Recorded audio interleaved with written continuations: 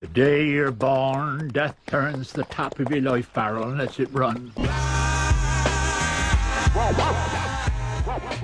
This is an analysis of how comedy and contradictions are used in The Miller's Tale to reveal the humanity behind the lofty, false ideas we all possess. What initially piqued my interest in this subject was Joseph Bédier's definition of fableau, which I found in the English Fableau Traditions and Chaucer's Miller's Tale by Robert E. Lewis. Laughable tales in verse. This is a dull telling of the sexual and crass nature of most fableaux. This definition seems almost afraid of its subject.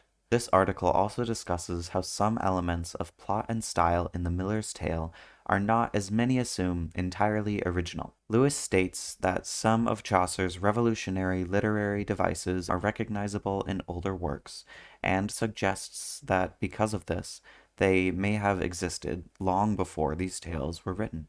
These literary devices are just a few among the many used in Chaucer's storytelling. I'd like to focus on his use of juxtaposition and humor through contrast, and how even topics such as Chaucer's influence are relevant to my idea of the human condition being revealed by the misdeeds of ignorant ambition. But she's a restless one, trapped in a marriage to a rich old carpenter.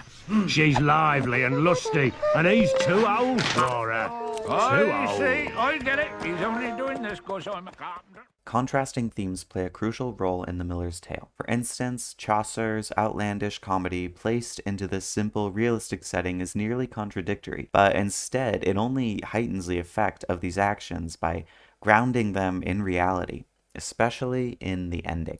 The use of a fableau helps convey this, as it supports Chaucer's contradictory comedy, and that everybody deserves to get laughed at a little. The knight for his piety, the miller for his drunken story, and all the characters of his tale for their misdeeds, often covered up in the flowery language of the wealthy, the pride of scholars, or the superstition of the God-fearing.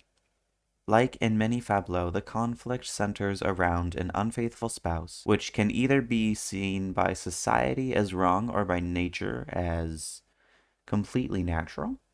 The miller's wife, Allison, kind of personifies the unknown / the universe, and facilitates this conflict between the three men focused on her. Absalom, a parish clerk, makes a show of courting Allison, but he's all show, and always has an excuse to not act on his showy feelings. He's too noble, he's suddenly bitter about women. His hindrance is that his ideas of romance don't meet up with physical reality. Nicholas is a scholar who thinks too highly of himself. Nicholas thinks he's clever enough to have sex with a married woman and not see the repercussions of it. Allison's husband is superstitious and as ignorant as all the others, actually. Nicholas leads him to believe in a flood so he can have sex with Allison later. Unsurprisingly, these ambitions clash with one another as reality eventually checks in. Absalom's sexual lust results in him kissing Nicholas's ass by mistake. This move from Nicholas plays into his overwhelming pride. Upon discovering Nicholas is having sex with Allison out of jealousy, Absalom burns Nicholas for something he'd hop into just as quickly, if not for his lofty, dreamy view of love. Then, when John hears Nicholas screaming, "Water! Water!" he cuts this rope that's been suspending him because he's paranoid about the flood, acting on his overwhelming superstition, and gets what he needs, which is a proper dose of reality. In the end, we can see they each got hurt for the pieces of their personalities that drag them down. Absalom gets publicly embarrassed for his nauseating courting. Nicholas gets burnt by reality for thinking himself powerful enough to solve the mystery of the stars. This is exactly what he needed, a little respect for the world, to see it not as just a subject of his study, but for the more powerful, dangerous force that it is. Something that can actually hurt him. This check-in with reality let him know he's not so powerful and clever as he thinks he is.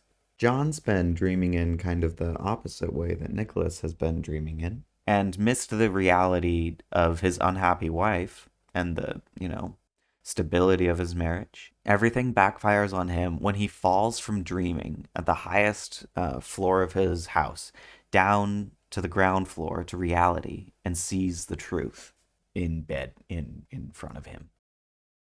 From the Knights of Pride to John's superstition to this lusty love triangle, all of these contrasting themes of what people think they're like versus who they really are centered around this act of draping the human condition with things greater than itself.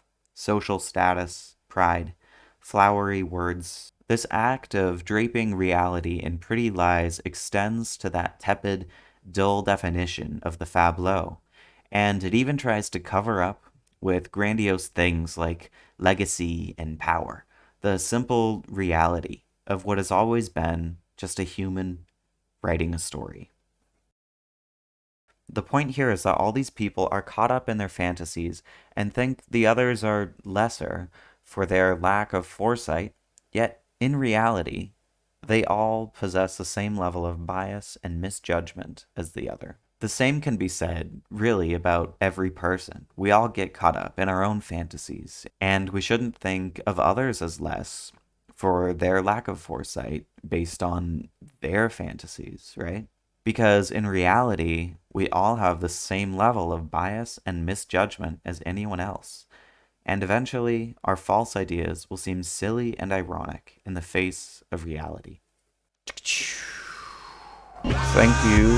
That was me talking and pictures. Welcome to Ace Rodney, the talks for the Silver Stars. Tonight, guest, the incredible